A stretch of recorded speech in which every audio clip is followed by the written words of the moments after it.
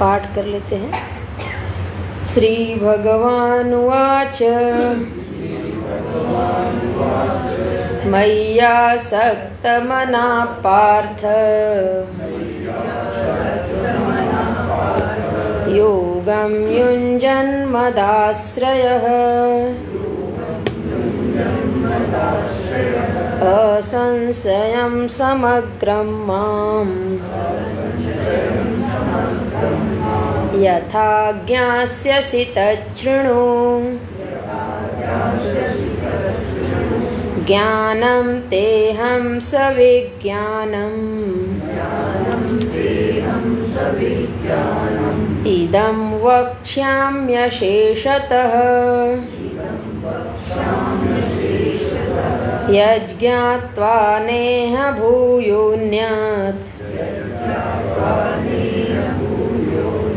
ज्ञातव्यम् अवशिष्यते। मनुष्याणां सहस्रेषु कश्चित् यतति सिद्धये यततामपि सिद्धानां कश्चिन्मां वेत्ति तत्त्वतः। भूमिरापो नलो वायुः खं मनो बुद्धिरेव च अहंकार इति यं मे भिन्ना प्रकृतिरष्टधा अपरेयमितस्त्वन्यां प्रकृतिं विद्धि मे पराम्। जीवभूतां महाबाहो ययेदं धार्यते जगत् एतद्योनीनि भूतानि सर्वाणीत्युपधारय अहं कृत्स्नस्य जगतः प्रभवः प्रलयस्तथा मत्तः परतरं नान्यत् किञ्चिदस्ति धनञ्जय। मयि सर्वमिदं प्रोतं सूत्रे मणिगणा इव सूत्रे मणिगणा इव। हरि ओम। 7वें अध्याय में तत्पदार्थ का शोधन प्रारंभ होता है, यानी कि परमात्मा का जो स्वरूप है अब उसका निरूपण भगवान प्रारंभ करते हैं। तो भगवान के सनातन धर्म में 3 रूप बताए जाते हैं और इन तीनों रूपों को ही जानना समग्र रूप से जानना है।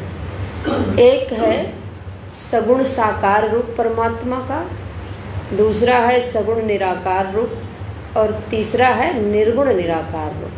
तो इस तरीके से हम परमात्मा को जानें। ये तो हुआ शब्द, और इन शब्दों की व्याख्या कहाँ मिलेगी, तो उसके लिए ये 7वां अध्याय भगवान शुरू करते हैं। तो बोलते हैं कि पहले सुनो, सुनने के बाद उसको अपने चित्त में धारण करके एक वृत्ति बनाइए, एक ज्ञान को प्रकट करिए कि ऐसा ही प्रभु हैं। और मैं बताऊंगा अपने बारे में ऐसा कि ज्ञान भी हो और साथ ही साथ विज्ञान भी हो, यानी आपको अनुभव भी में भी आए कि परमात्मा का यही स्वरूप सच में है। केवल वो सुना सुनाया ना रहे, बल्कि जो सुना हुआ है वो सुना हुआ हमारा अनुभूत विषय हो जाए, हमारी अनुभूति के स्तर पे आ जाए। भगवान ने अर्जुन के एकाग्रता को स्थिर करने के लिए कहा कि इसमें सभी लोग प्रवृत्त नहीं होते हैं, इसलिए इसको हल्के वे में नहीं लेना, क्योंकि बुद्धि ये विषय इतना सूक्ष्म है कि बुद्धि ऐसे हल्के वे में सुने तो ग्रहण नहीं करती है, और अगर करती भी है तो कहती है ये किताब की बात तो है, लेकिन ये किताब में है, जैसे बाकी विषय पढ़ा वो किताब में है और याद कर लिया, वैसे नहीं, ये किताब की बातें नहीं है, वो हमारे दृष्टि पथ में आ जाए, हमको सर्वत्र ईश्वर का दर्शन होने लगे। और यहाँ तक कि जब निर्गुण निराकार का निरूपण हो तो वो परमात्मा आत्मस्वरूप से हमको मालूम भी पड़े।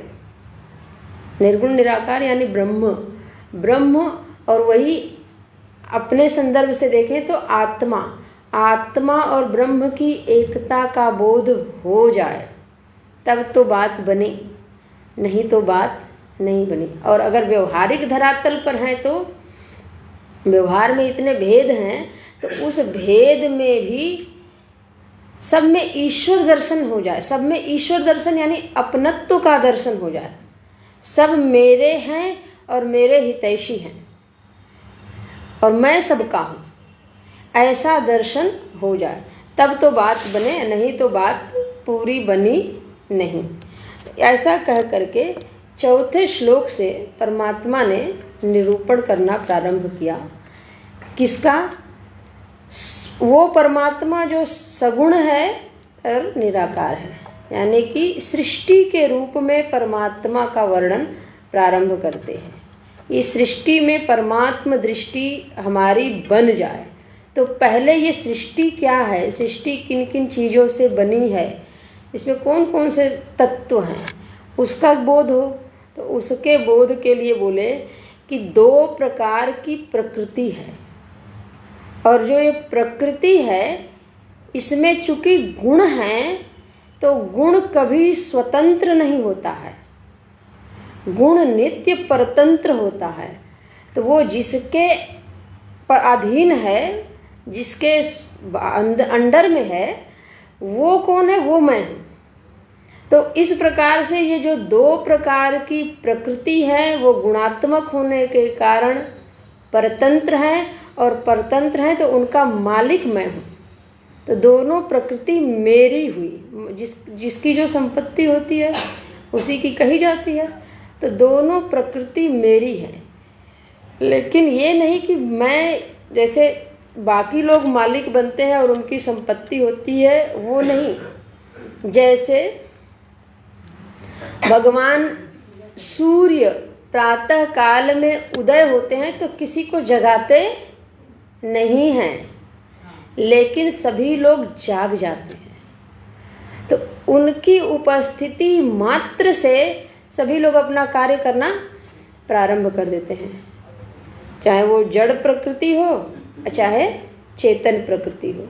मनुष्य को कर्म की स्वतंत्रता प्राप्त है, इसलिए मनुष्य चाहे जगे चाहे सोए, वहाँ पे कर्म की स्वतंत्रता है। लेकिन पशु पक्षी जग जाते हैं, कमल खिल जाता है। तो ये जड़ प्रकृति भी अपना कार्य करना प्रारंभ कर देती है और चेतन प्रकृति भी अपना कार्य करना प्रारंभ कर देती है, यानी कि जो प्राणी जगत है। और मनुष्य भी करने लगते हैं, ऐसा नहीं है, बहुत सारे मनुष्य हैं, लेकिन मनुष्य में कर्म की स्वतंत्रता होने के कारण वो कर भी सकते हैं और नहीं भी कर सकते हैं। ये दोनों बातें हैं।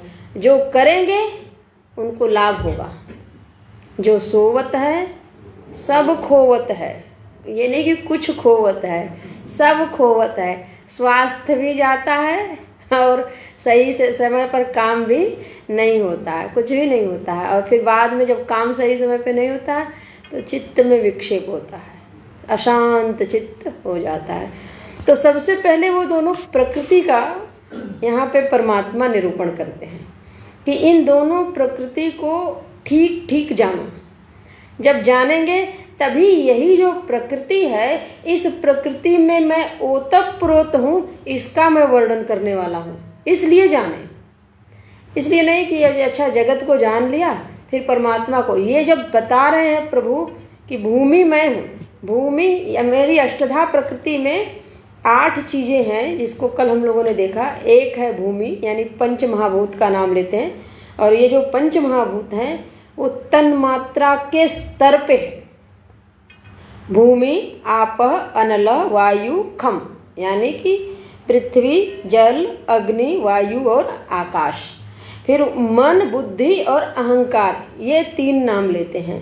तो मन का अर्थ किया गया अहंकार, बुद्धि का अर्थ किया गया महत तत्व और अहंकार का अर्थ किया गया अव्यक्त प्रकृति।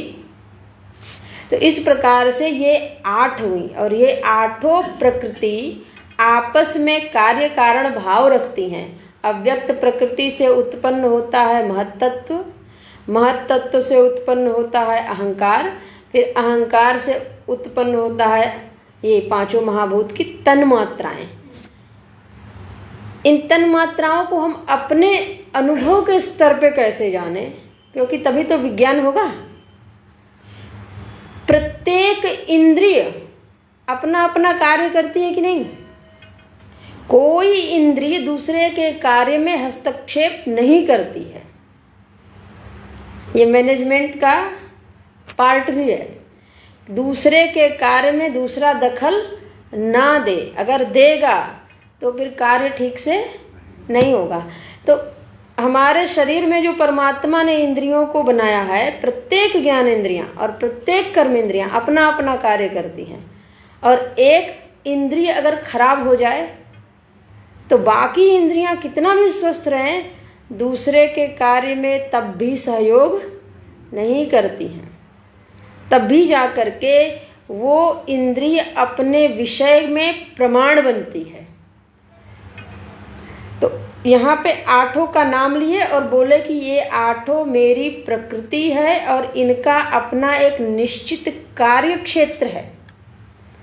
और वो चाहे व्यष्टि शरीर में हो, एक व्यक्ति के शरीर में हो, किसी अन्य दूसरे शरीर में हो, या समष्टि में हो, उनका जो कार्य निश्चित किया गया है वो वही करती हैं, उसके अतिरिक्त कुछ नहीं करती हैं। मन का कार्य है संकल्प विकल्प करना, यद्यपि वो समष्टि है, फिर भी वो संकल्प विकल्प ही करता है, इसके अतिरिक्त कुछ नहीं करता है।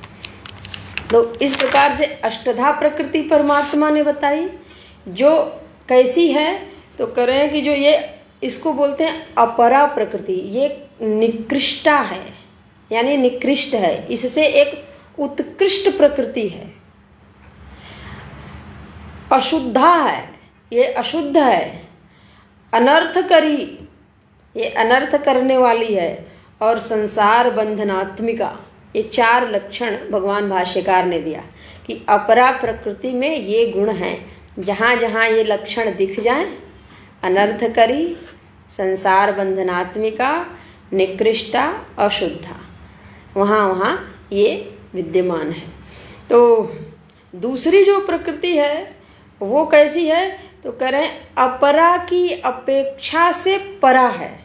पराम में प्रकृति, मेरी वो भी प्रकृति है और वो परा प्रकृति है। लेकिन परा प्रकृति हम इसलिए कह रहे हैं क्योंकि वो अपरा के संदर्भ से श्रेष्ठ है। अच्छा, अपरा के संदर्भ से श्रेष्ठ है का तात्पर्य ये हुआ कि अपरा के 8 विभाग हैं, लेकिन परा अकेले है। ये एक जीव एक है, ये 13वें अध्याय में परमात्मा बोलेंगे, फिर उस पर बहुत बढ़िया मीमांसा है। वहाँ हम जब आएंगे तो वहाँ भी देखेंगे, बीच बीच में जब प्रसंग आएगा तब भी देखेंगे। तो करें कि जो जीव है वो मेरी परा प्रकृति है और वो अकेले है, वो उसमें कोई दूसरे का मिश्रण नहीं है। अपरा प्रकृति में इन सब का मिश्रण होने के कारण ही अशुद्ध है। जहाँ एक वस्तु में दूसरी वस्तु मिल जाती है तो वो अशुद्ध हो जाती है, वो पवित्र नहीं रहती है। तो इस प्रकार से ये कैसी है? प्रकृष्टा, विशुद्धा, ये विशुद्ध है और प्रकृष्ट है, इसकी अपेक्षा से उत्कृष्ट है। तो इन दोनों प्रकृति को हम देखते हैं कि इस जगत में विद्यमान है कि नहीं है, तो है। कल की कक्षा को स्मरण करें तो ये 8 प्रकृति वहाँ की और एक जीव भूता, यानी कि मैं चेतन हूँ, ये अनुभूति तो होती है। और मेरा जो शरीर है उसमें ये 5 तन्मात्राएं, यानी 5 ज्ञानेंद्रियां और 5 कर्मेंद्रियां, एक एक तन्मात्रा से एक एक ज्ञानेंद्रिय और एक एक कर्मेंद्रिय का निर्माण हुआ है। वो हमारे पास है और हमारे पास है। साथ ही उन इंद्रियों की तृप्ति बाह्य जगत से होती है। नेत्र रूप का दर्शन करता है तो बाह्य जगत में रूप है, तभी तो दर्शन कर रहा है। तो बाह्य जगत में उनके लिए विषय हैं और उन विषयों का वो भोग करती हैं। तो इस प्रकार से इन दोनों प्रकृतियों के द्वारा इस जगत की संरचना हुई, लेकिन इस जगत को धारण करने वाली परा प्रकृति है। ये कल परमात्मा ने एक विशिष्ट बात कही, जो कि जीव जो है वो इस जगत को धारण करता है। ईश्वर जो परा प्रकृति का अधिष्ठाता है वो इस जगत में कुछ नहीं करता है। वो 5वां अध्याय का वो श्लोक याद हो जाना चाहिए, न कर्तृत्वम न कर्माणि। तब क्या होगा ना, हम भगवान से कभी शिकायत नहीं करेंगे, मेरे साथ ऐसा क्यों हुआ, ऐसा क्यों हुआ। भगवान जब वो श्लोक याद होगा तो भगवान बोलेंगे, न कर्तृत्वम न कर्माणि लोकस्य सृजति प्रभु न कर्म फल संयोगम स्वभावस्तु प्रवर्तते। यहाँ तक कि कर्म के फल का संयोग भी मैं नहीं करता हूँ। जैसा स्वभाव होता है, स्वभाव यानी कि एक तो है कर्म और उस कर्म का निश्चित स्वभाव है कि ऐसा कर्म किया तो उसका यही फल होगा। लेकिन जब समष्टि जीवों का एक प्रारब्ध परिपक्व होकर के सृष्टि दशा में आता है तो उसमें मेरे हिस्से का जो है वही आता है। तो वो उसमें निश्चित ये नहीं करना है कि हमने ये किया तो इसका आएगा। सृष्टि काल में मैं उस योजना के अंतर्गत जो फल मेरे हिस्से का आना था वो आ गया और अब वही है, उसी को भोगना है और किसी नए को भोगना नहीं है। नए को भोगने के लिए क्या करना है, मनुष्य शरीर में अगर आए हैं तो, और जगह गए हैं तो कोई बात नहीं है, तब तो वो भोग ही होनी है, भोगना ही है। मनुष्य शरीर में आए हैं तो प्रयत्न करके कर्म को खूब लगन से करें, इतना लगन से करें कि वो कर्म परिपक्व हो जाए फल देने के लिए। तो फल देने के लिए तो पूर्व के प्रारब्ध जो हैं थोड़ी देर के लिए दब जाएंगे, नया कर्म फल आगे आएगा, इसको भोगेंगे, वो जब आएगा तब आएगा। इस तरीके से कर सकते हैं। परमात्मा ने कहा कि इस प्रकार से जीव अपना ही कर्म करता है और उस कर्म के आधार पर एक फल की सृष्टि करता है और वो फल जा करके संचित होता है। और इस प्रकार से सभी जीवों का जब फल परिपाक दशा में होता है, उन्मुख होता है, तब जा करके उनको एक भोग के लिए शरीर मिलता है और भोग के लिए एक परिस्थिति मिलती है। परिस्थिति के लिए उनको बाह्य जगत भी चाहिए और बाह्य जगत भी चाहिए तो उसमें शत्रु मित्र भी चाहिए। शत्रु मित्र सबका निर्माण हमने किया है। जो अष्टधा प्रकृति है, कहते हैं कि वो अष्टधा प्रकृति यूं ही है जैसे कि तैसे है, लेकिन अष्टधा प्रकृति इस रूप में बनेगी सत्संग हाल के रूप में। इसको किसने किया? इसको हम सभी जीवों ने मिल करके किया कि मेरे पास ऐसा सत्संग हाल होना चाहिए। तो वो तदनुरूप कर्म किया तो परिणाम प्राप्त हुआ।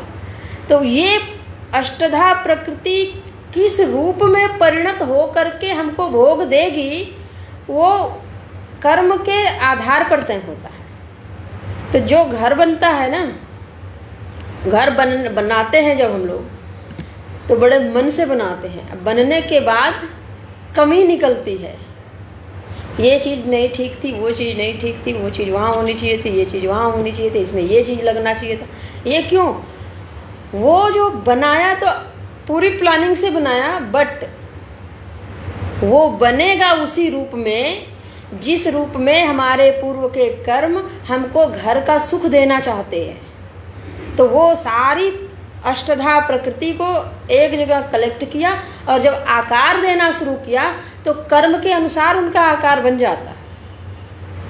तो कभी हम इंजीनियर से नक्शा पास करवाते हैं, कभी स्वयं पास करते हैं, क्योंकि हमको रहना है तो हम अपने तरीके से बना लेंगे। तो यहाँ तक कि जो भोजन है उसमें जो अन्न आएगा, उस अन्न के उपजाने की जो विधि है या जो अन्न हम उपजाते हैं, तो जैसे हम लोग यूपी के हैं तो गेहूँ भी मिलता है, चावल भी मिलता है। लेकिन अगर दूसरे जगह चले जाएं जहाँ चावल नहीं होता है तो क्या है, जिस कर्म को हमने किया उस कर्म के अनुसार जिस अन्न का भोग होना है, पंची ये अष्टधा प्रकृति उसी रूप में हमको मिलेगी। तो हमको उस जगह पे जाना पड़ेगा, उस क्षेत्र में जाना पड़ेगा। तो ये जो अष्टधा प्रकृति है एक एक रूप जो लेती है, आकार में परिणमित होती है, उस आकार के परिणाम का हेतु हमारा अपना कर्म है। जो हिस्सा मेरे पास आता है, जो जिसके पास जाता है वो उनका कर्म है। तो ये हुई प्रकृति और इसको किया हमने अपने कर्म के द्वारा। इसलिए परमात्मा ने कहा कि वो मेरी जीव जो है वो भी मेरी प्रकृति है और वो मेरी प्रकृति कर्म के द्वारा इस सृष्टि को निर्मित करती है और फिर निर्मित करके उसको धारण करती है। कब तक?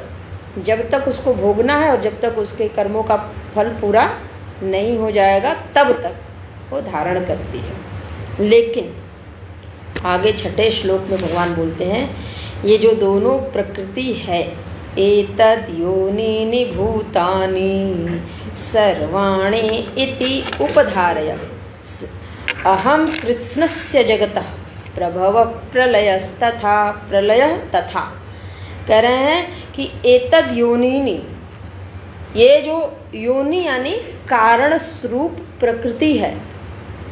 अब प्रकृति में हमको दोनों को लेके चलना, अष्टधा प्रकृति को और जीव को भी, क्योंकि परमात्मा ने ये दोनों को प्रकृति के अंतर्गत रखा। और ये हमें भी याद रखना होगा कि जब ये प्रकृति है तो प्रकृति आश्रित है और किसी के आश्रय में है। तो जब जीव भाव रहेगा तो हम आश्रित हैं किसी के, तो किसके आश्रित हैं? तो अन्य लोगों के आश्रित होने से अच्छा है परमात्मा के आश्रित हो जाएं तो बात बन जाए। क्यों? क्योंकि जो जीव है उसके ऊपर परमात्मा है। अगर जीव धन के, बल के और इधर के आश्रित होगा तो जीव अपने स्तर से नीचे उतर करके आश्रित हुआ। तो हम अपने स्तर से नीचे अगर उतरेंगे तो फिर हमने अपनी गति ही नीचे की। और अगर हम परमात्मा से जुड़े तो उस जीव के बाद परमात्मा ही है, तो हमने अपनी गति को ऊपर किया। तो ये दोनों प्रकृति को कहते हैं कि निश्चय रूप से जानो कि इसको धारण किसने किया है। अहम, परमात्मा बोलते हैं कि मैं इसको धारण करता हूँ, ये जानो। और ये सारे का प्रभव और प्रलय, ये दोनों स्थान कौन है? तो वो मैं हूँ। प्रभव यानी प्रकृष्ट रूप से जो भवती हो जाता है, यानी उत्पत्ति स्थान। और प्रलय प्रकृष्ट रूप से लयावस्था, लीन जहाँ होता है। तो ये सृष्टि जहाँ से उत्पन्न होती है वो स्थान भी मैं हूँ। और ये सृष्टि स्थिति काल के बाद जब लीन होती है, प्रलय काल में जाती है, तो जहाँ जाती है वो स्थान भी मैं हूँ। अपने भीतर हम कैसे जानें?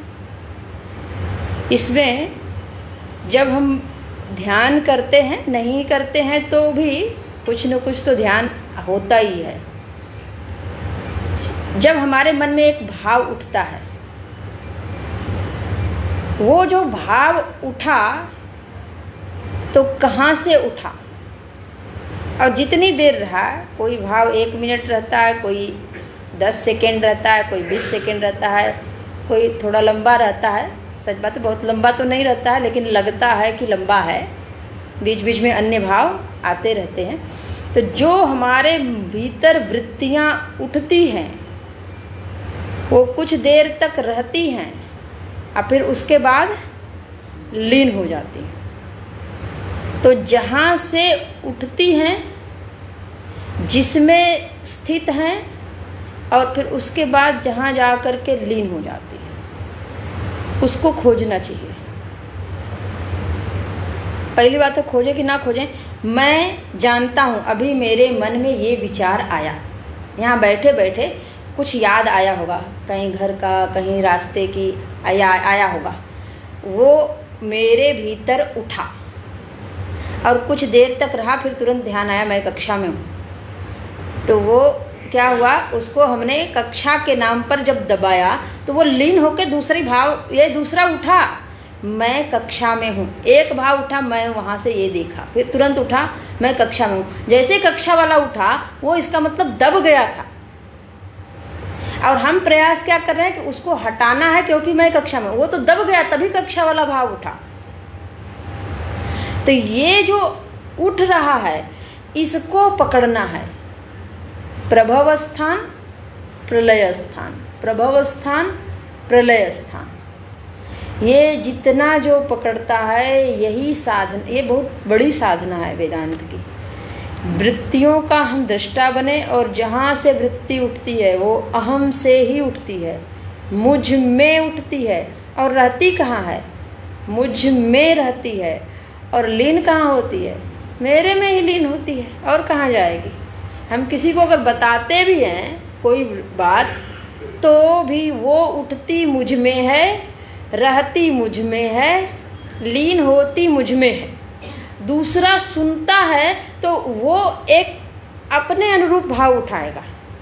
कभी कभी हम लोग अपने मन की बात किसी से कहते हैं तो वो कहते हैं हाँ हाँ हाँ, मतलब जब अपने को ही लगता है ये सुन तो रहे हैं, लेकिन जितना मैं इस भाव को लेके गंभीर हूँ उतना हाँ हाँ हाँ ये इसे हल्के बोल रहे हैं। तो मैंने कहा हमारे भाव को आप समझ नहीं रहे हैं, तो वो ले अपने भाव से रहे हैं, हम कह अपने भाव से रहे हैं। संभव है वो हमसे ज़्यादा गहराई से समझ रहे हो, लेकिन वो हाँ हाँ खाली इसे हल्के में बोल रहे हैं। तो हमें लगता है मेरे को इतना दुख हो रहा है, इन्हें कोई फर्क नहीं पड़ रहा, बता रहे हैं तो कुछ तो लेना चाहिए भाव कि अरे ऐसा नहीं होना चाहिए, ऐसा कुछ तो बोलते, तो बोल ही नहीं ना, हाँ ठीक है ऐसा सबके साथ होता है, अरे सबके साथ होता है लेकिन मेरे साथ हुआ है ये। तो जो ये बात है, अपने भाव को हम प्रकट करते हैं तो जितना हम जानते हैं उतना दूसरा जानता है कि नहीं, पता नहीं। इसलिए उसके प्रभाव को, उसके स्थिति को और उसके लय को अगर हम देखते हैं तो जब ये तय हो जाए कि अपनी वृत्तियों की उत्पत्ति, स्थिति और लय को देखने वाला और करने वाला भी मैं हूँ, क्योंकि वृत्तियों को उठाने वाला मैं हूँ। कोई दुखद वृत्ति बहुत दिनों पहले बीत चुकी है, लेकिन मैं उसको याद करके दुखी हो रहा हूँ, और ये कर रहा हूँ कि उन दिनों की बात याद करनी ही चाहिए, क्योंकि आज फिर से वो समय आया है। तो ये जो हम वृत्ति उठाते हैं, ऐसे ही परमात्मा कह रहे हैं ये जगत भी वृत्ति रूप है और कुछ नहीं है। मैंने क्या किया, मैंने एक संकल्प किया कि मैं अनेक हो जाऊं, मैं जगत के रूप में व्यक्त हो जाऊं। बस मेरे मन में भाव आया, मैं व्यक्त हो गया, और फिर बहुत परेशान कुछ देर तक रहा, उसमें आनंद लिया, फिर कुछ देर के बाद कहा एक सब क्या करना है, चलो अब अपने समाधि में चलते हैं, इसको लीन करते हैं, तो लीन कर लिया। ऐसे ही हम लोग भी मनोराज्य करते हैं, खूब समय है थोड़ा विचार कर लेते हैं, इसमें क्या होना चाहिए क्या होना चाहिए, विचार कर लिया, करेंगे कुछ नहीं, विचार के बाद अब बहुत हो गया, मन थक गया, शांति से कर लो नीचे, इतनी बुद्धि ने एक्सरसाइज तो किया, तो रख लेते हैं। ऐसे ही भगवान लीला कर रहे हैं, उनके लिए तो सृष्टि क्या है, लीला है। उन्होंने भी जगत को प्रभाव और प्रलय, यही उनकी स्थिति है कि हमने प्रभाव किया, उत्पत्ति की, एक मन में आया मैं अकेले हूँ, बहुत हो जाऊँ, हो गया बहुत, अब खेलते खेलते मन किया अब बस थक गए, अब बस लीन कर लूँ, बस लीन कर लिए। ये स्थिति है, भगवान ने तो कह दिया। और अपनी वृत्तियों से अगर हम जोड़ेंगे तो हमें ये बात समझ में आएगी कि प्रभाव और प्रलय, अच्छा प्रभाव और प्रलय के बीच में स्थिति जरूर है, यानी कुछ देर तक वो वृत्ति ठहरी जरूर है, भले वो 1 सेकंड के लिए ठहरी हो, लेकिन ठहरी जरूर। अगर ठहरती नहीं तो उसका उत्पन्न होना मालूम कैसे पड़ता? उत्पन्न होने के समय ही आ गई और लीन तो होगी ही, तभी दूसरी आएगी। एक समय में एक ही वृत्ति है। ऐसे ही ये भगवान की सृष्टि है, इसको जानना है। भगवान कहते कृत्स्नस्य जगत, इस जगत में संपूर्ण, कृत्स्न माने होता है संपूर्ण, संपूर्ण यानी कि ये दोनों प्रकृति, जीव प्रकृति और अष्टधा प्रकृति, इन दोनों प्रकृतियों को उत्पन्न करने वाला मैं हूँ, मुझसे उत्पन्न होती हैं। अच्छा, जब हम वृत्ति को उत्पन्न करते हैं तो क्या करते हैं? कोई मटेरियल लाते हैं क्या? ऐसे ही भगवान इस जगत को, जगत तो चूंकि दिख रहा है ना, तो लगता है कि ये इतना है तो इसमें सारा मटेरियल आया होगा तभी बना होगा। तो भगवान के लिए तो ये ऐसा ही है जैसे हमारा स्वप्न, उसमें कोई मटेरियल की ज़रूरत नहीं होती है।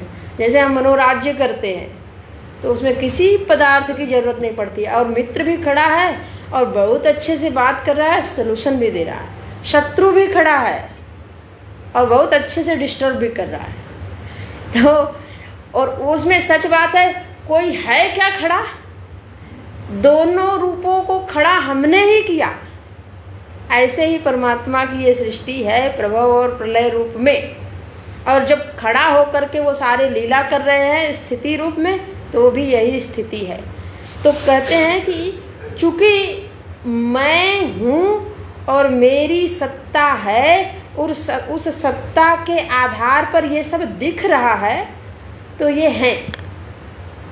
तो जगत की दृष्टि से जब हम परमात्मा को देखते हैं तो परमात्मा इस सृष्टि के प्रभाव और प्रलय करता है। जब हमारे जीवन में सच में दुख है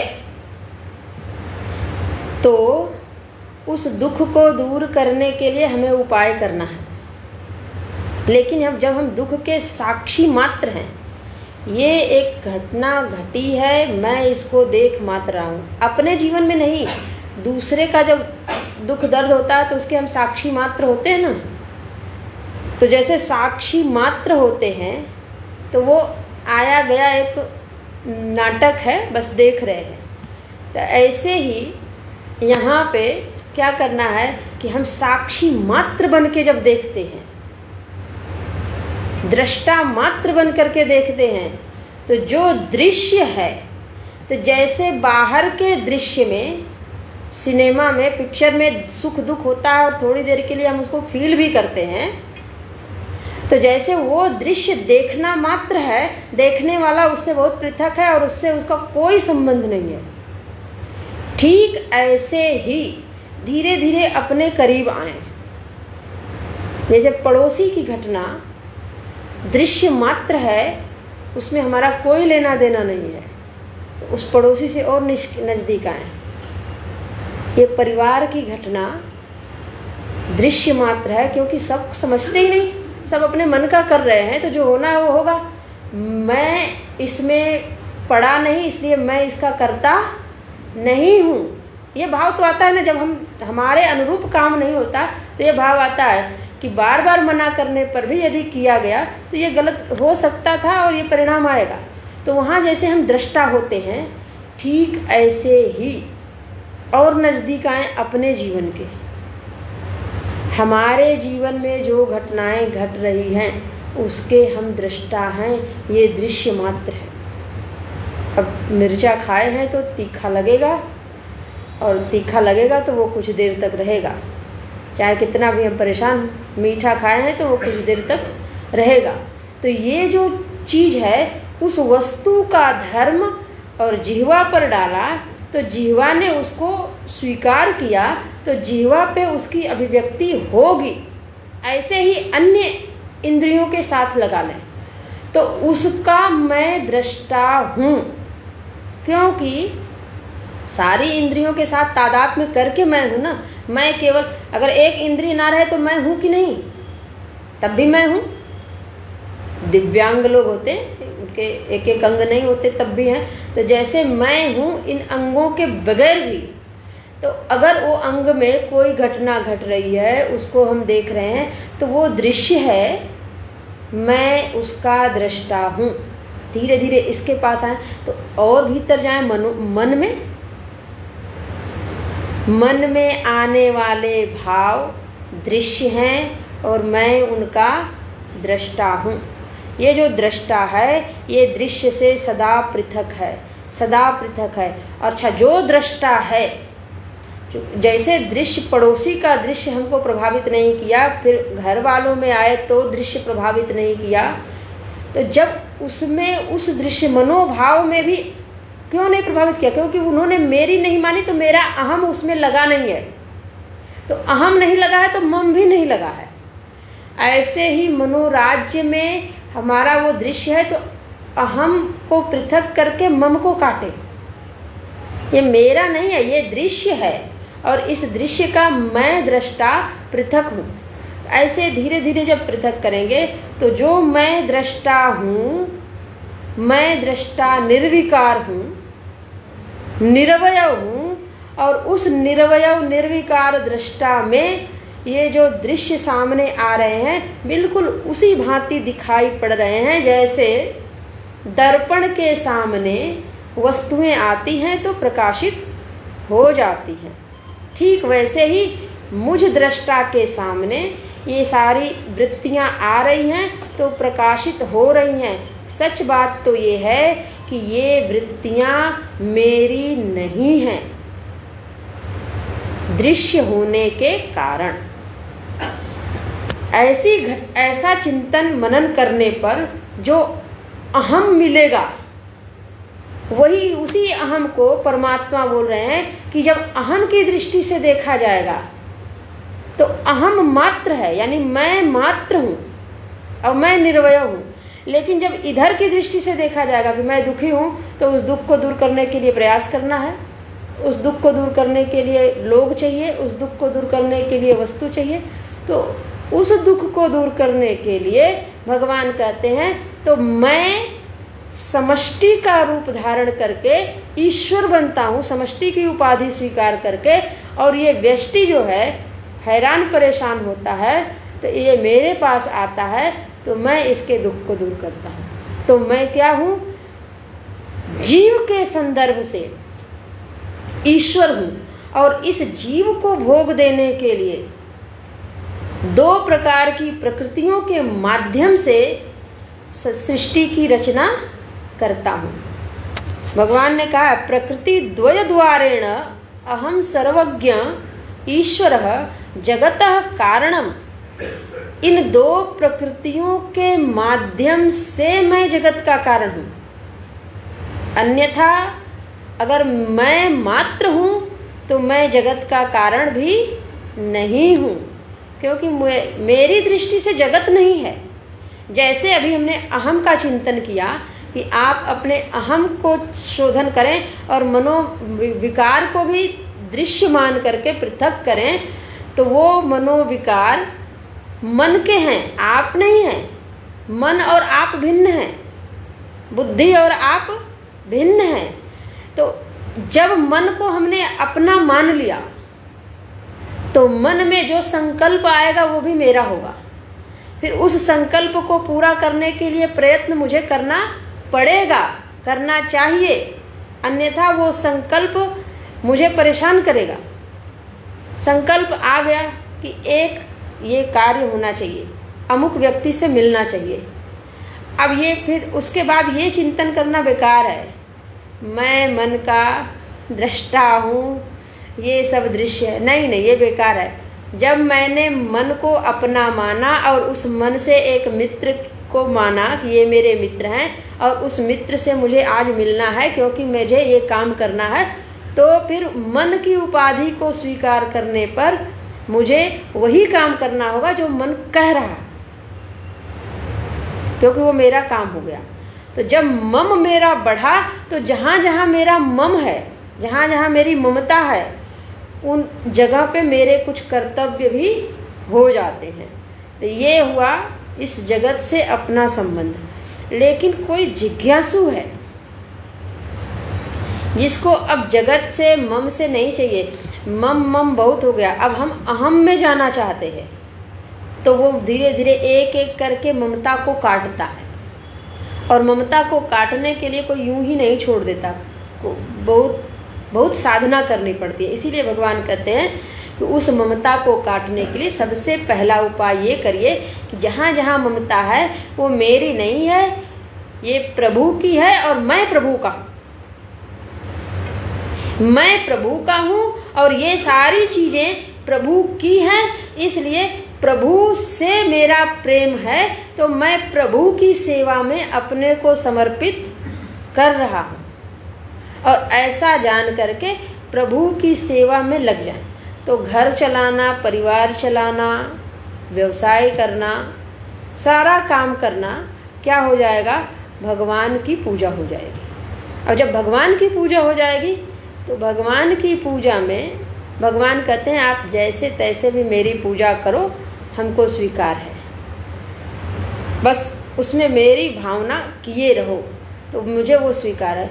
और उसके फल के प्रति आप क्यों आग्रही हैं, क्योंकि काम मेरा है तो फल मेरे अनुसार आना चाहिए, तो वो हम तय करेंगे, फल आप तय मत करिए। तो प्रभु का कार्य होने से अपनी सामर्थ्य का पूरा प्रयोग करें, फल के प्रति अनाग्रही रहें, उसके परिणाम स्वरूप जिज्ञासा बढ़ती है, वैराग्य बढ़ता है। तो भगवान कहते हैं कि ऐसा काम करना चाहिए। कैसे करना चाहिए, आप कैसे सब जगह हैं, उसको देखने के लिए अब आगे भगवान बताएंगे। 7वां श्लोक बताएंगे, फिर 8वें से हम लोग देखेंगे। करें मत्तः परतरम न अन्यत् किंचित अस्ति धनंजय। हे धनंजय, मत्तः परतरम, मेरे से श्रेष्ठ, न अन्यत् किंचित अस्ति, कुछ भी मेरे से श्रेष्ठ नहीं है, मेरे से बड़ा कुछ नहीं है, सबसे बड़ा मैं हूँ। और मयि सर्वम इदम प्रोतम, और सबसे बड़ा होने पर, यानी सबका कारण होने पर मैंने क्या किया है, करें सर्वम इदम, इदम माने यह करके जितनी जगत की वस्तुएं हैं, इन सारी इदम वस्तुओं में, सब में मैं प्रोतम, मैं ओतप्रोत हूँ, सब मुझ में ओतप्रोत हैं, मैं सब में गया हुआ हूँ। कैसे गए हुए हैं प्रभु, बढ़िया दृष्टांत दे रहे हैं। सूत्रे मणिगणा इव, जैसे ये माला बनी है तो इसके धागे दिख रहे हैं क्या, सूत्र नहीं दिख रहा है, लेकिन मणियाँ दिख रही हैं, एक एक पुष्प अलग अलग दिख रहा है। तो कह रहे हैं कि ऐसे मणि रूप में सारी अष्टधा प्रकृति है, जीव है, जितने घट हैं, जितने व्यक्ति हैं, सब अलग अलग अलग अलग अलग अलग दिख रहे हैं, लेकिन इन सब के अंदर जो जोड़ने वाला तत्व है, यानी इस धागा ना हो तो क्या ये माला बन सकती है। मैं सूत्र रूप में सब में गया और उसी सूत्र रूप में जाने के कारण मैंने जो नियम बनाया है उसका कोई अतिक्रमण नहीं कर सकता है, और जो करता है वो परेशान होता ही है। भगवान ने मनुष्य को स्वतंत्रता दी है, लेकिन मनुष्य अतिक्रमण करके कितना परेशान है, हम सभी को उसका अनुभव है। वो शरीर अगर सही समय से जगे नहीं, सही तरीके से भोजन नहीं करे, सही तरीके से व्यायाम नहीं करे, तो तरह तरह की बीमारियां स्वतः आके घेर लेंगी, और भी दुनिया भर की परेशानी। मन शुद्ध रूप से चिंतन ना करे, मेरा मन है, हम अपना जैसे मर्जी आ वैसे रह ले, कोई रह लेगा क्या। मन भीतर है। अगर किसी से हमने कोई व्यवहार गलत किया है, संभव है, कभी कभी होता भी है, आप लोगों का भी अनुभव होगा कि जिनके साथ मैंने गलत विचार करके भाव करके किया, उन्होंने समझा भी नहीं और लिया भी नहीं, उनको पता भी नहीं चला और वो चले गए। लेकिन जो हमने किया हम उसको ढो रहे हैं। अच्छा, जब पता चल गया कि उनको पता नहीं चला तो हम उसको मिटा दे तो उस समय वो और भारी होकर के प्रकट होता है। मैंने देखो, उनका हृदय इतना पवित्र था कि उन्होंने समझा नहीं और मैं ऐसा कर गया, अब इसको कैसे ख़त्म करें। तो वो उसके लिए तो कितना लंबा वो जो हम बार बार पश्चाताप करते हैं वही प्रायश्चित है। तो सोचिए कि एक गलती के लिए प्रायश्चित तो मन को करना पड़ता ही है, चाहे वो तो मन हमारा हुआ क्या? अगर मन हमारा होता तो हम उसको जो मर्जी आए सो करते। उस मन का अपना एक नियम है, उस नियम को परमात्मा ने बनाया है और परमात्मा बना करके यूं ही अगर छोड़ देते, मान लीजिए अगर हमको भगवान ने जन्म दे दिया और हम लोग करें कहाँ भगवान देख रहे हैं, हम तो यहाँ हैं। जब परेशानी आती है तो कहते कहाँ देख रहे हैं, हम यहाँ हैं। लेकिन जब हमारे साथ ये कुछ भी होता है हम उसको भुला नहीं पाते हैं और जो उसके तरीके हैं उसके लिए कभी ज्योतिषी के पास जाते हैं, तो कभी संत के पास जाते हैं, तो कभी शास्त्र के पास जाते हैं, तो कभी डॉक्टर, माने जो उस विषय का विशेषज्ञ है हम उन लोगों के पास जाते हैं।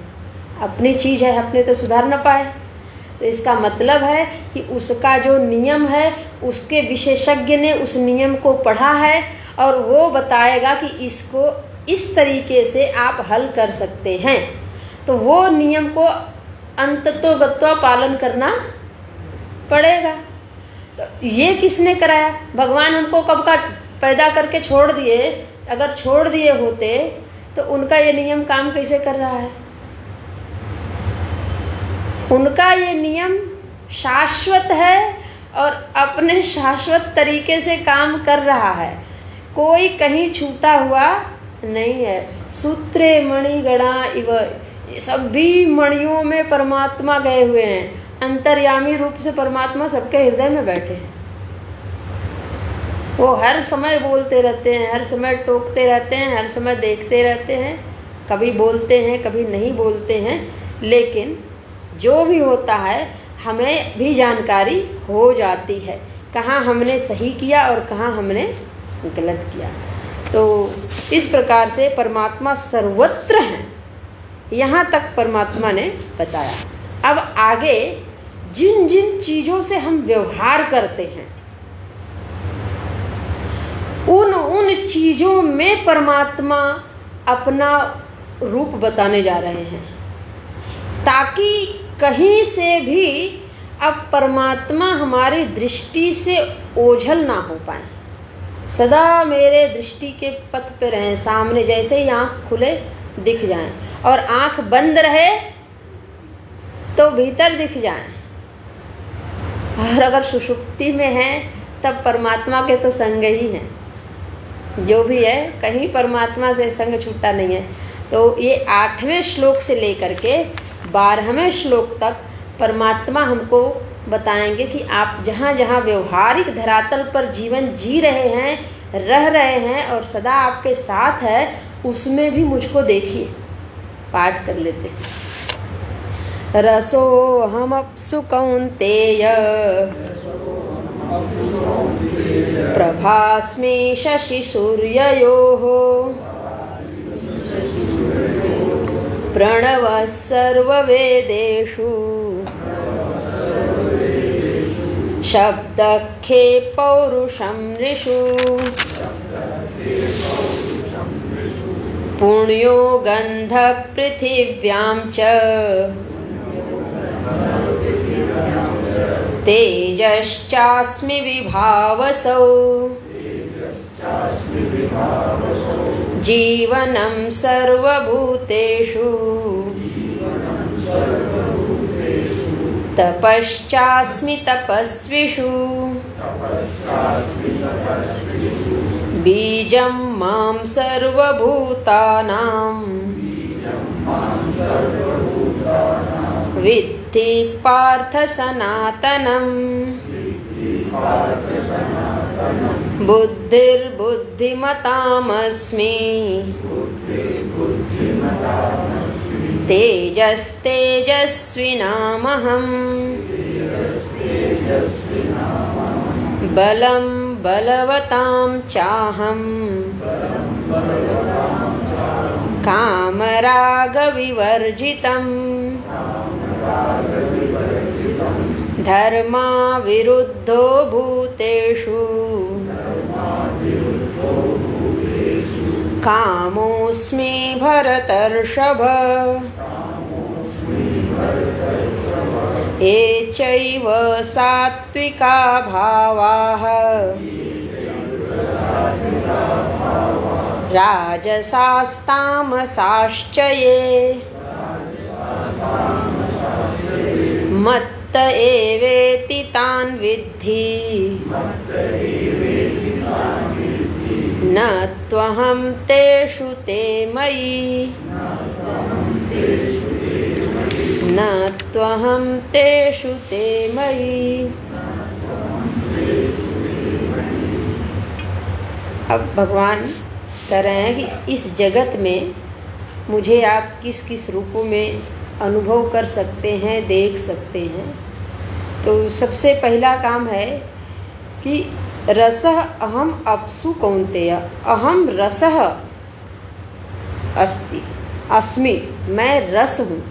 जो जो प्रथमा विभक्ति में है वो परमात्मा ने अपना बताया कि मैं हूँ, और जो सप्तमी में है उसको जगत स्थानी बताया। ये एक करना है, भगवान भाष्यकार ने उसको स्पष्ट किया है। रसः अहम यानी कि परमात्मा कहते हैं मैं रस हूँ। जब हम किसमें, अपसु माने जल में, जब हम जल पीते हैं तो उसमें एक प्रकार का रस मिलता है, स्वाद आता है। तो जल में जो रस है, जो स्वाद है, रस तत्व है। उस रस तत्व में हे कौन्ते मुझे याद करो। तो जल में तो है, लेकिन जल क्या पानी मात्र ही है क्या? भोजन में भी एक रस है। तो जहाँ जहाँ रस की अनुभूति होती है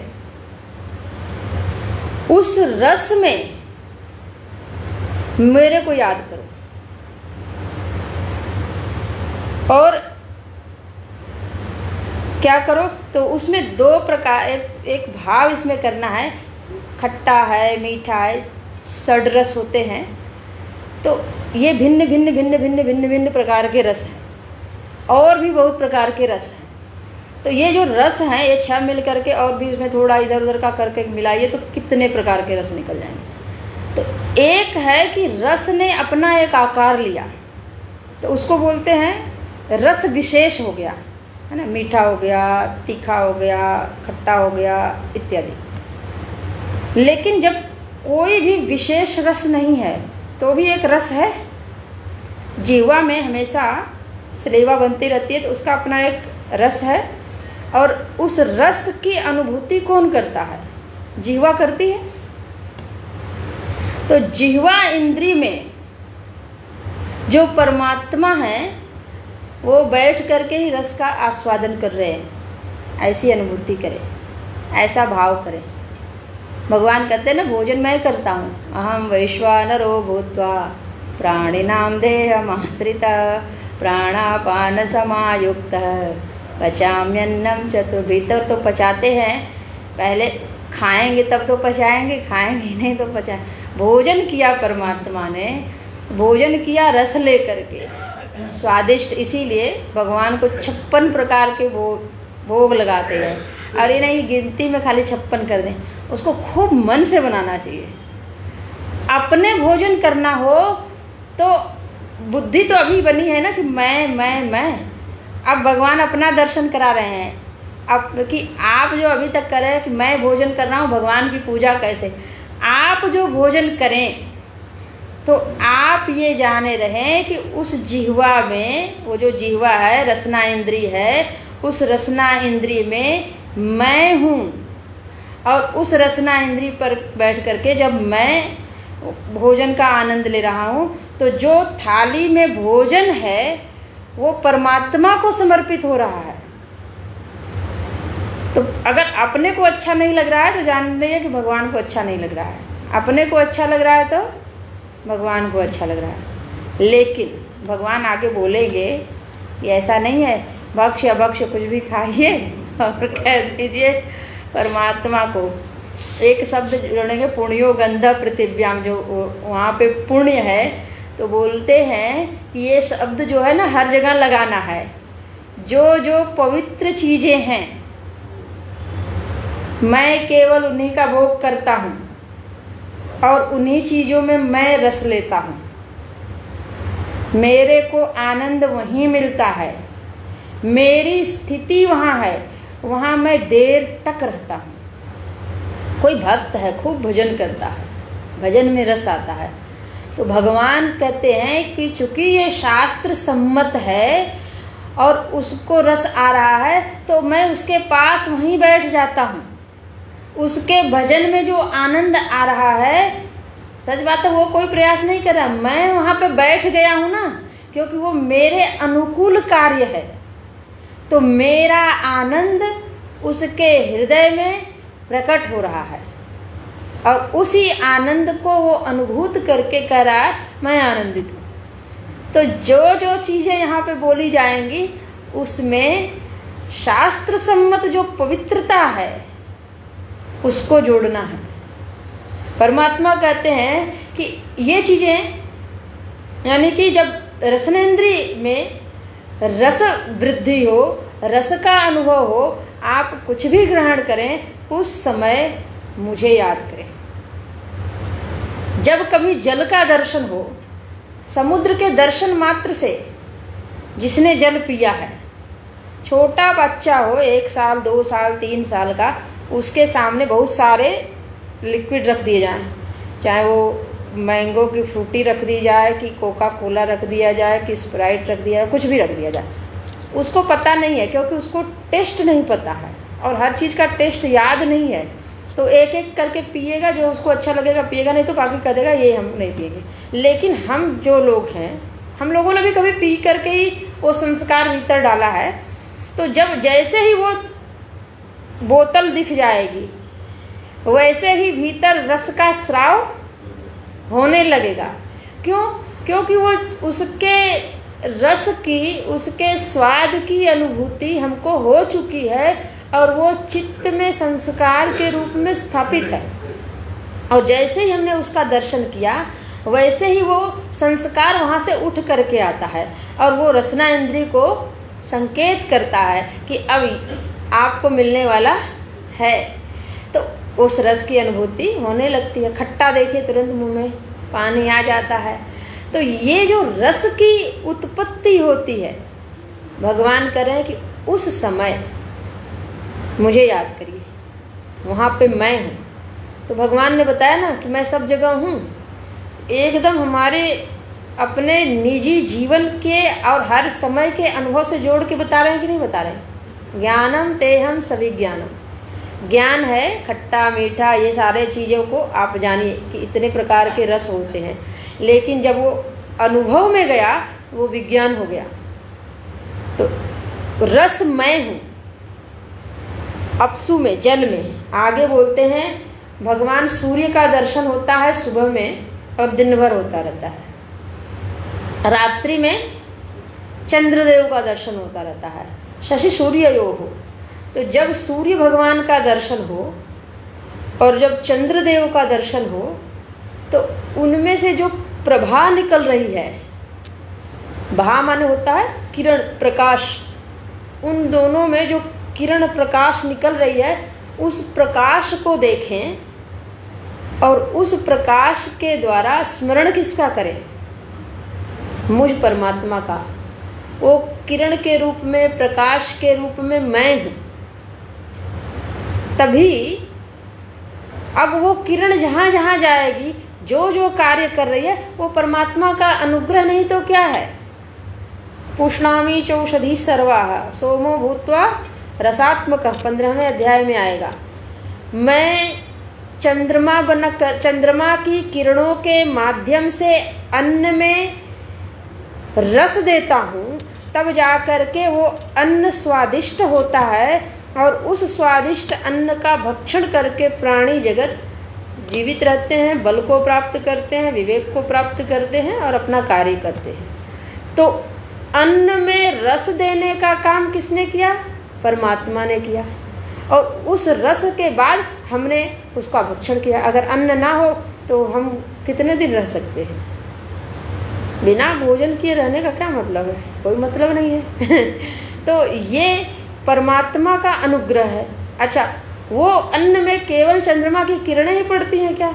वर्षा, सूर्य की किरणों से जल का वाष्पीकरण होता है, फिर बादल बनते हैं, फिर वायु के माध्यम से वो बादल जगह जगह भेजे जाते हैं, फिर वहाँ पर जा कर के वो बादल वर्षा करते हैं, तब जा कर के उस अन्न का उस पौधे का सिंचन होता है। जब वो सिंच जाते हैं तो वो बड़े होते हैं। तो इस प्रकार से सूर्य देव भी लगे हुए हैं। साथ ही साथ हमारे शरीर के लिए भी सूर्य की किरणें ना मिले तो विटामिन डी की कमी हो जाएगी, एक बात। दूसरी बात है, ठंडी के दिनों में भगवान सूर्यदेव ना निकले तो कितना हाय हाय मच जाता है, इतना ठंडी बढ़ रही है, इतनी ठंडी बढ़ गई। आज गर्मी में जब बहुत ज़्यादा निकले तो थोड़ी तो बारिश हो जाए, थोड़ी राहत तो मिल जाए। तो ये सब क्या है? तो भगवान सूर्य से हम कह रहे हैं कि ये जो किरणें हैं इसको थोड़ा कम कर दीजिए, और कर देते हैं। बारिश करके कम कर देते हैं, बादल ला करके कम कर देते हैं, फिर कहते हैं तेज कर दीजिए तो तेज कर देते हैं। ये सब हम कहते रहते हैं। अच्छा, जो कहते रहते हैं तो ये होता है कि हमारे कहने से थोड़ी होता है। तो आप कहने से नहीं होता तो कहते क्यों हैं? कोई कहना बंद करता है क्या? हे भगवान बरस दीजिए, बरस दीजिए, बहुत गर्मी है, बहुत गर्मी है, तो बरस जाते हैं। 5 दिन में, 10 दिन में कभी तो बरस ही देते हैं। तो ये हम अगर वो अपने ही मन से करते तो हम कहते क्यों हैं? इसका मतलब हम कहते हैं तो वो सुनते हैं, और सुनते हैं तो करते हैं। और जब करते हैं तो कभी कभी उनको लगता है कि बच्चे की बात मान लेनी चाहिए, कभी कभी लगता है बच्चा बेकार का जिद कर रहा है। हर समय नहीं माननी चाहिए। क्यों? क्योंकि वो उसकी मांग गलत है, हम जो कर रहे हैं वो सही है। तो इस प्रकार से भगवान को कैसे देखें? भगवान सूर्य के रूप में और चंद्रमा के रूप में, और उनकी जो किरणें आ रही हैं हमको आनंदित कर रही हैं। तो जब तक कष्ट देती हैं तो हटाने के लिए जब बात करते हैं तो भी, तो इस प्रकार से परमात्मा का स्मरण करें। प्रणव सर्व वेदेषु, यहाँ तक तो अनुभव का विषय था, क्योंकि वेद पठन पाठन में नहीं है।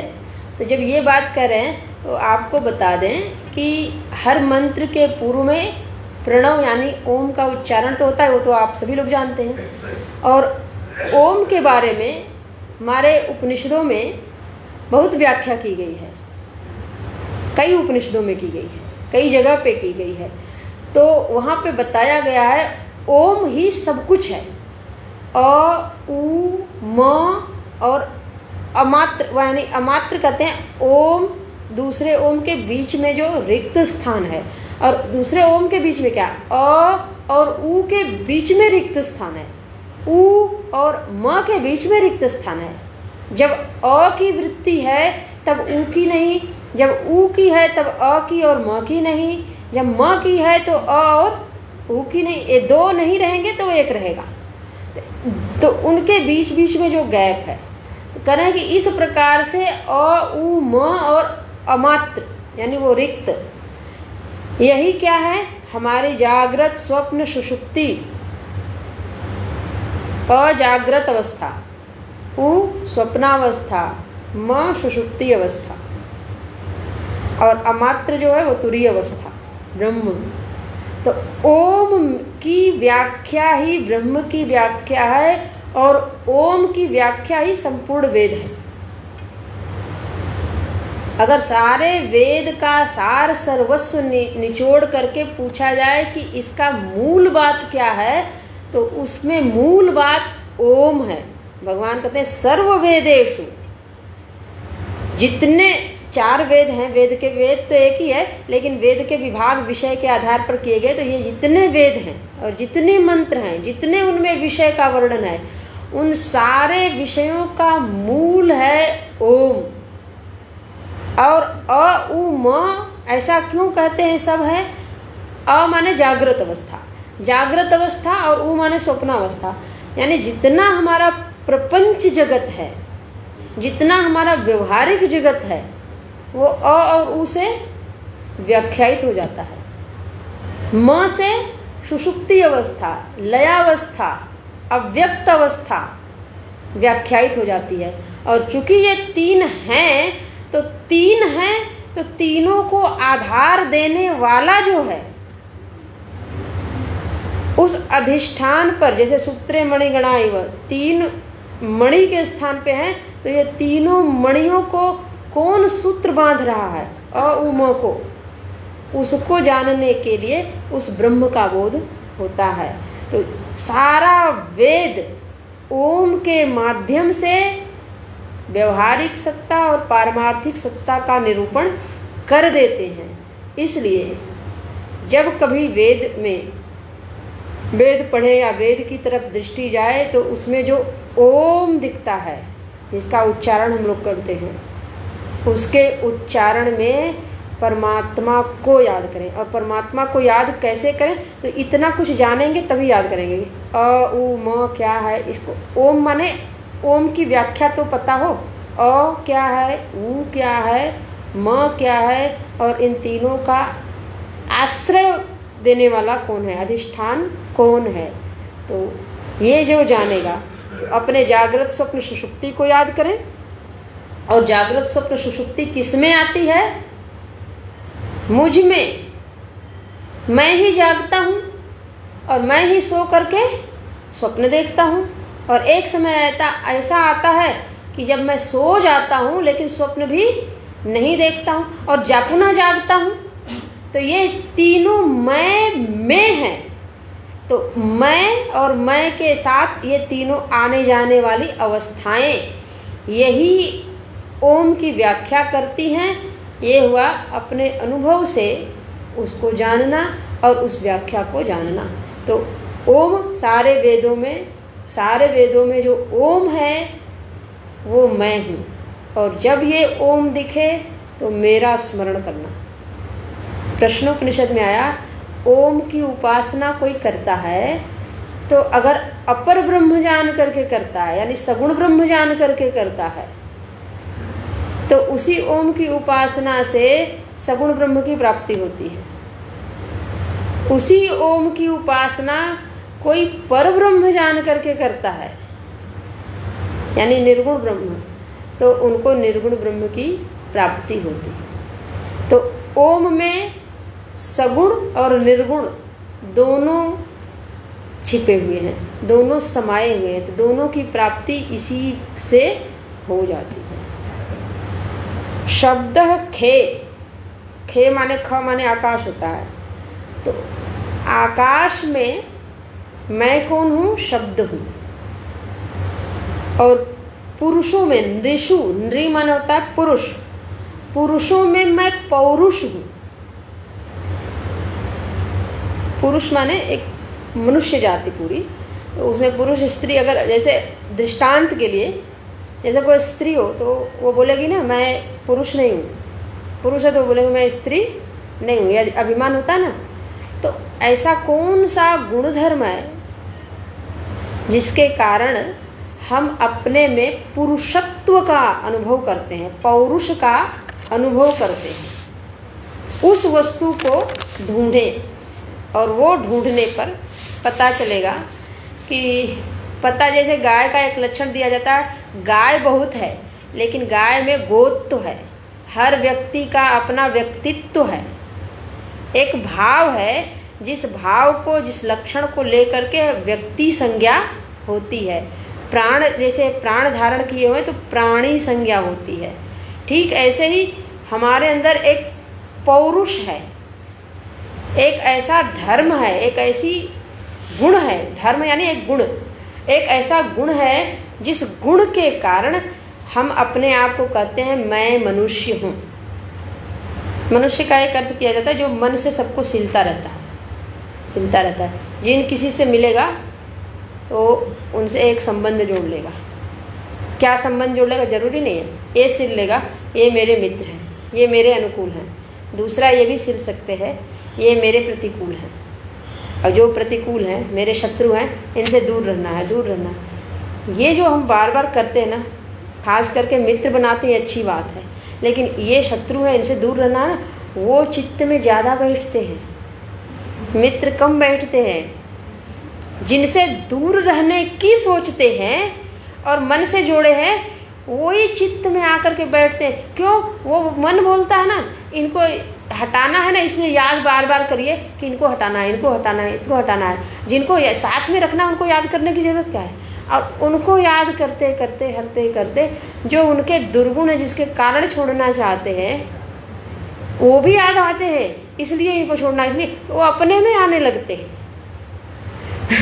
तो ये मन जो है ऐसा काम उल्टा पुल्टा करता रहता है। उस मन को बहुत ही प्रशिक्षण की ज़रूरत है। अच्छी चीज़ें याद करो, अच्छी चीज़ों में खूब मन लगाना चाहिए, ताकि उसका इतना वेग बढ़ जाए कि बुरी चीज़ों के लिए जगह कम बचे, और संभव हो तो वो जगह ख़त्म हो जाए, दिखे थोड़ी देर के लिए। फिर ये है कि मेरे पास चूँकि अच्छे संस्कार और अच्छे विचारों के लिए इतना काम है कि इसके लिए मेरे पास टाइम नहीं है, तो उसमें काम को बढ़ाना चाहिए। आगे भगवान बोलते हैं पुण्यो गंध पृथ्वी। इस श्लोक में 5 चीज़ों का नाम परमात्मा ने लिया है। एक मैं रस हूँ, दूसरा मैं प्रभा हूँ, तीसरा मैं प्रणव हूँ, तीसरा मैं शब्द हूँ, और चौथा पांचवा पौरुष। आगे बोलते हैं पुण्यो गंध पृथिव्याम च। पृथ्वी में मैं पुण्य गंध हूँ। पृथ्वी का लक्षण ही है गंधवती पृथ्वी, जहाँ जहाँ गंध है वो पृथ्वी है। तो दुर्गंध भी है और सुगंध भी है। परमात्मा कहते हैं पुण्यो गंध अहम, मैं पुण्य गंध हूँ। पुण्य का अर्थ किया भगवान भाष्यकार ने सुरभि यानी सुगंधित गंध है, जो सुंदर गंध है, जिस गंध को ग्रहण करने पर मन में पवित्रता के भाव जगते हैं, वो गंध मैं हूँ। जो गंध कहीं से आई और मन को खिन्न कर दी, भागने का मन किया, भगवान बोलते हैं वो मैं नहीं हूँ। अच्छा, वहाँ पे भगवान भाष्यकार ने कहा कि जो पुण्य गंध नहीं है वो कहाँ से आई है? भगवान की जो चीज़ें भगवान को पसंद है, भगवान की जो चीज़ें नहीं है ना, वो भगवान को पसंद नहीं है। तो दुर्गंध कहाँ से आई है? अपुण्यत्वम तु गंधादीनाम अविद्या अधर्मादि अपेक्षा संसारिणाम भूत विशेष सर्ग निमित्तम भवति। कह रहे हैं कि ये जो सांसारिक लोग हैं ना, पुरुष लोग, सांसारिक लोग में सभी लोग हैं, पुरुष माने वो प्राणी जगत, ये लोग अज्ञान के कारण और अधर्म के कारण, धर्म के मार्ग पर चलेंगे तो किसी भी प्रकृति के साथ ज़्यादा छेड़छाड़ नहीं करेंगे, उतना ही करेंगे जितनी मर्यादा बनाई गई है। अधर्म के कारण, और अधर्म इसलिए कर रहे हैं क्योंकि उनको समझ नहीं है। अधर्म के कारण दुख ही आता है, ये बात पक्की है, और हमें दुख नहीं चाहिए, ये बात भी पक्की है।